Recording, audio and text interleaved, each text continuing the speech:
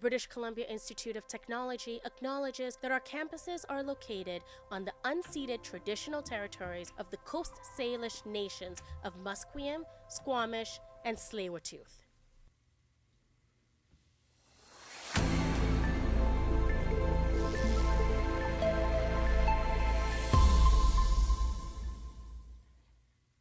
Good afternoon, I'm Emily Deneen, and here's your news update to 3.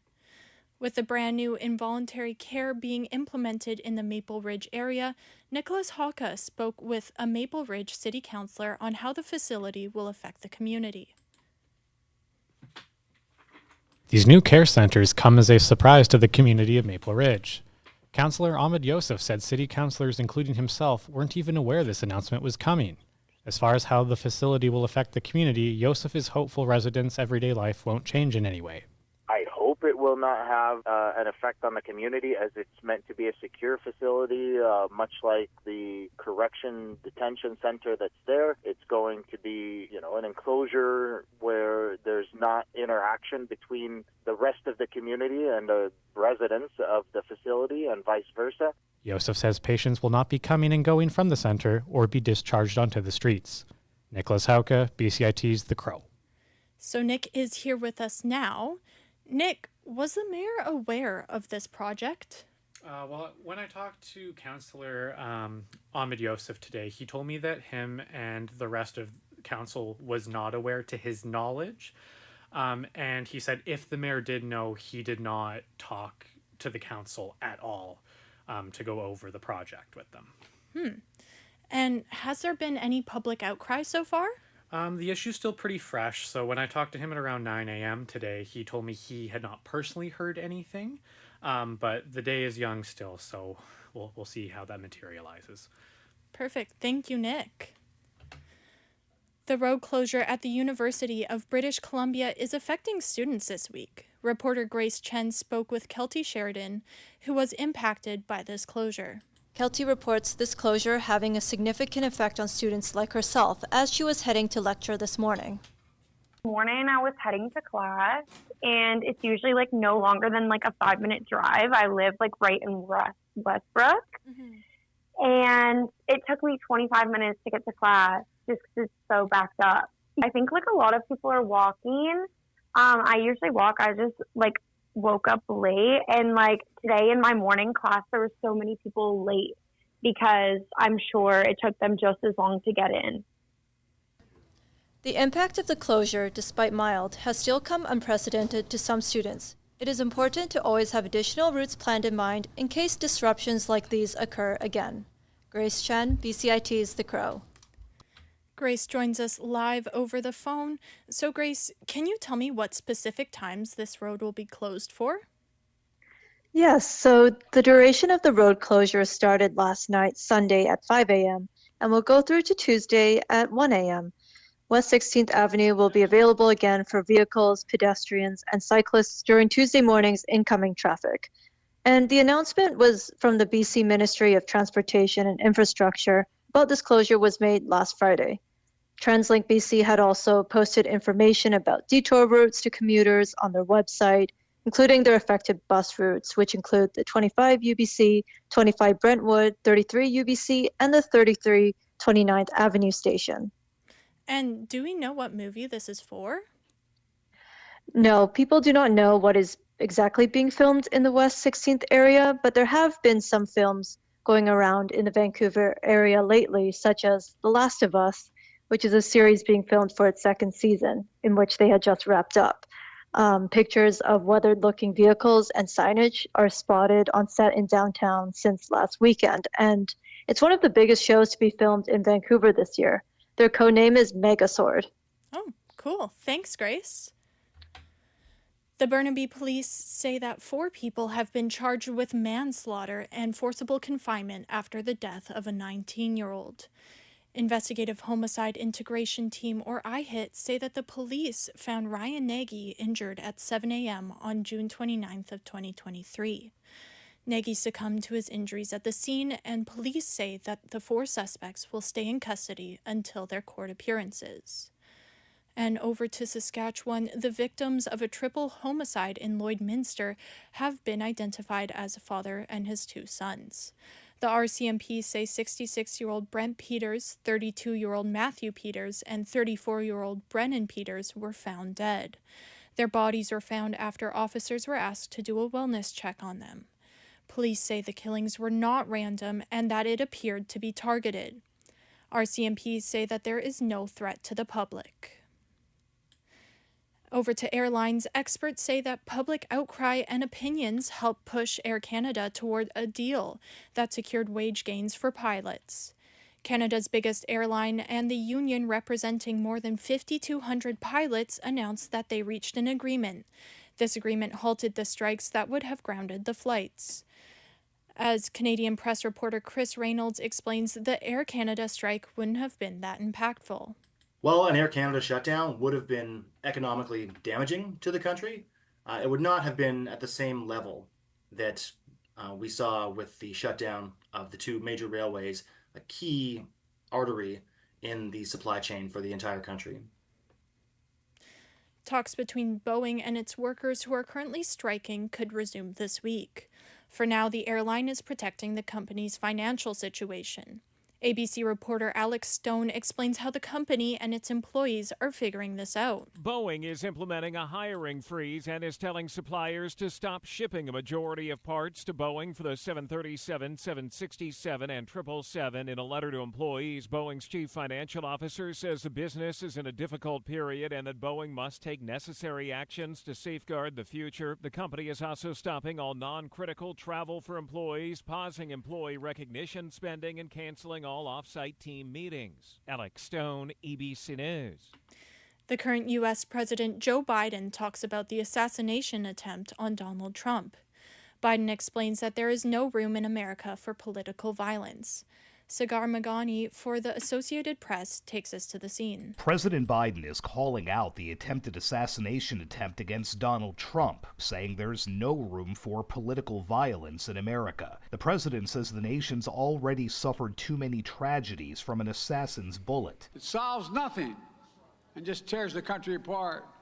We must do everything we can to prevent it and never give it any oxygen. His remarks in Philadelphia came after Trump, without evidence, blamed the president and Kamala Harris for inspiring the apparent attempt on his life, telling Fox News Digital the suspect bought into their rhetoric, blaming Trump as a threat to democracy. Sagar Magani, Washington. 2 ex-firefighters in New York are under arrest for being involved in a corruption scandal.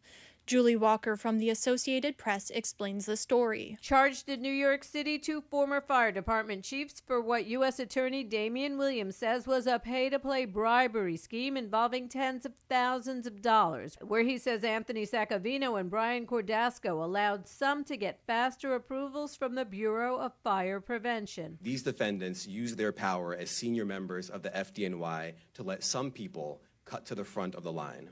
They allegedly created a VIP lane for faster service that could only be accessed with bribes. The arrests come after multiple federal investigations swirl around Mayor Eric Adams and his inner circle, including one inquiry that appears partly focused on whether the administration sped up fire safety inspections at the Turkish consulate in exchange for illegal contributions. Julie Walker, New York. The school's former police chief in Uvalde, Texas, made his first court appearance for his role in the 2022 Robb Elementary School shooting. Pete Arredondo was allegedly innocent in the commander. He was indicted on 10 counts of child endangerment and abandonment. Arredondo's attorney argued that his actions were not criminally negligent. He has pled not guilty. Israeli airstrikes have killed 16 people in Gaza, including 4 children. 5 women and 4 children were flattened in their home after it was crushed. The Auda hospital, which receives the bodies, said that at least 13 people were injured in this attack. Gaza's health ministry says that more than 41,000 Palestinians have been killed since the October 7th attack, and the war has caused vast destruction and has displaced over 90% of Gaza's population, which at one time was 2.3 million. Emily Deneen, BCIT's The Crow. 1980 The Crow.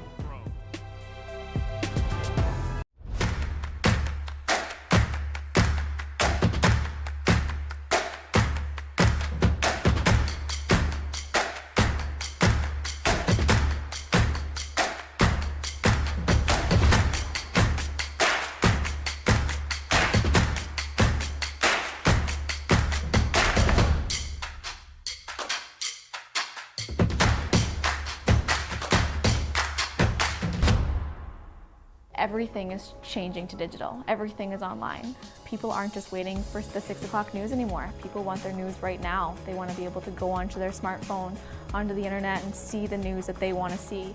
Vancouver is growing at, a really rapid rate, the Lower Mainland even, and with the tools that we're given here, we're able to cover all of that. Welcome to BCIT Magazine. I'm Radhika Sikakane. In the program, they really leave it up to you. I mean, the help is there when you need it, figuring out how to use the programs like Premiere, Audition, and figuring out how to use the cameras. But it's up to you to sort of experiment and figure out what you can do when you go out in the field. They brought candles and flowers to remember the student who lost her life yesterday. Theresa May says the international community condemns Moscow. They really make sure that you know the basics and you are able to put out a quality product. I'm Brady Tretnero. And I'm Radhika Sikakane. Thank you for tuning in to BCIT Magazine.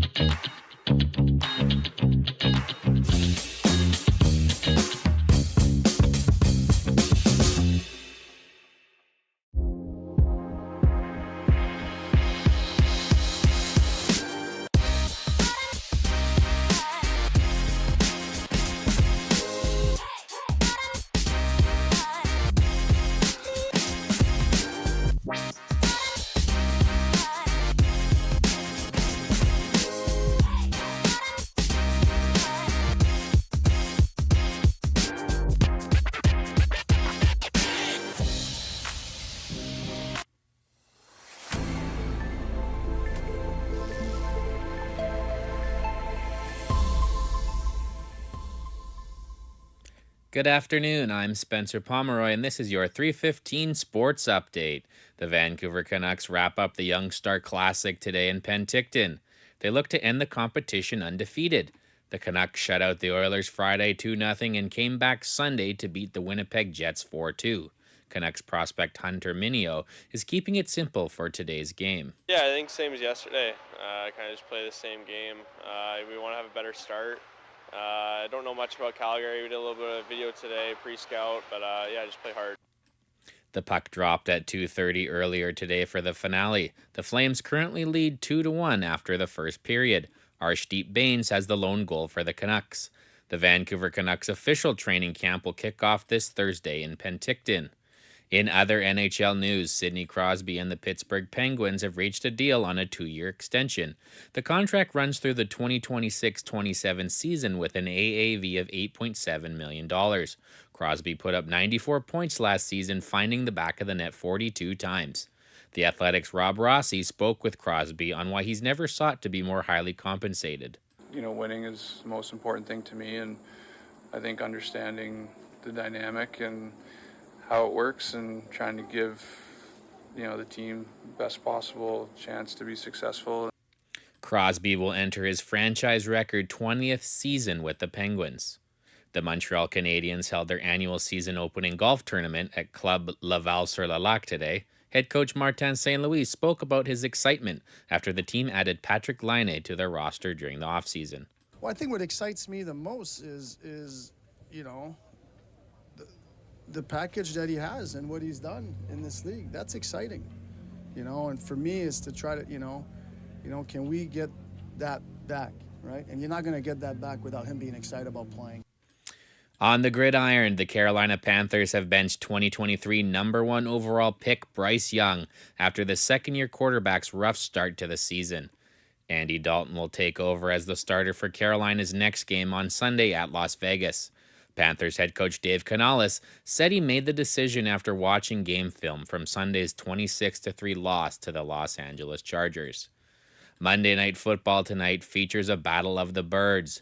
Kirk Cousins and the Atlanta Falcons will search for their first victory of the season as they head to PA to face the Philadelphia Eagles. Eagles star wide receiver A.J. Brown has already been ruled out with a hamstring injury, but big free agent running back Saquon Barkley will look to build on his hot start. Kickoff is scheduled today for 5:15. Speaking of hot, the NL wildcard race is red hot as the New York Mets and Atlanta Braves are still tied for the last wildcard spot. The Braves will finish their series tonight at home versus the Dodgers. The Braves will send out Max Fried, while the Dodgers will start Yoshinobu Yamamoto for his second start since his return from the IL. Meanwhile, in Flushing, the Mets will open their 3-game set against the Washington Nationals. Sean Manaea will toe the slab for the Mets, and Jake Irving for the Nats. First pitches are scheduled for just after 4. In other playoff races, the Yankees and Orioles both have an off day today before they begin their new series tomorrow. The Yankees will travel to Seattle while the Orioles will host the Giants. The Yankees currently hold a 3-game lead in the AL East with 12 games remaining. The teams will meet up later this season in New York for a 3-game set. North of the border, the Blue Jays have an off day today before they head to Arlington tomorrow to face the Texas Rangers in a 3-game series. In some lacrosse news, the NLL held its annual entry draft Sunday. Teams can select players from Canada's junior lacrosse system and U.S. college programs. The Vancouver Warriors held the 4th overall pick and took offensive player Jonathan Peshko from Johns Hopkins. They later traded up to the 6th overall pick, selecting Coquitlam's Remo Shinato, a defensive player from the Coquitlam Adanacs Junior A. Shinato talks about being drafted by his hometown team. Oh, it's going to be unreal. Playing in front of a home crowd and, an arena that I grew up around my whole life, it's going to be definitely ideal, and yeah. The NLL season starts this December.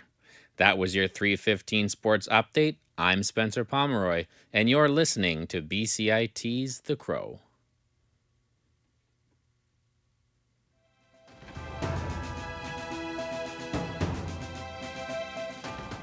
Stay tuned for more on BCIT's 1680 The Crow.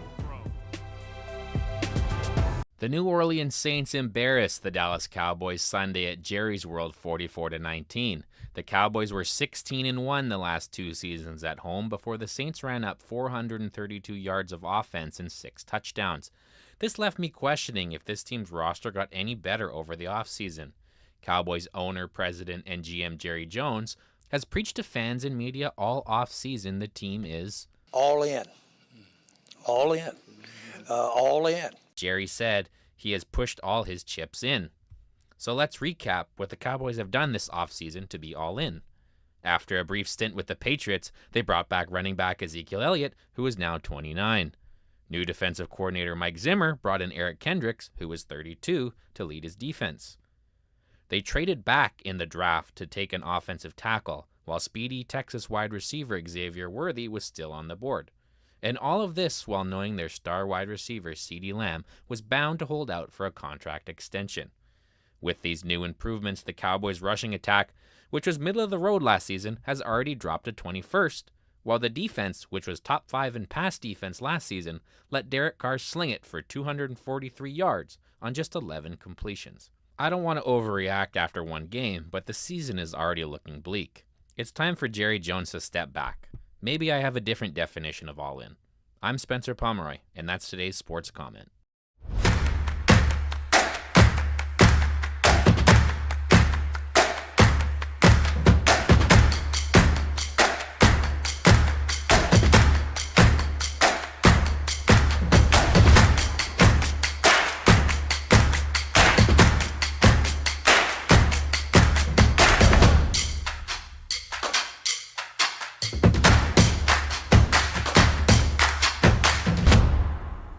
Everything is changing to digital. Everything is online. People aren't just waiting for the 6 o'clock news anymore. People want their news right now. They want to be able to go onto their smartphone, onto the internet, and see the news that they want to see.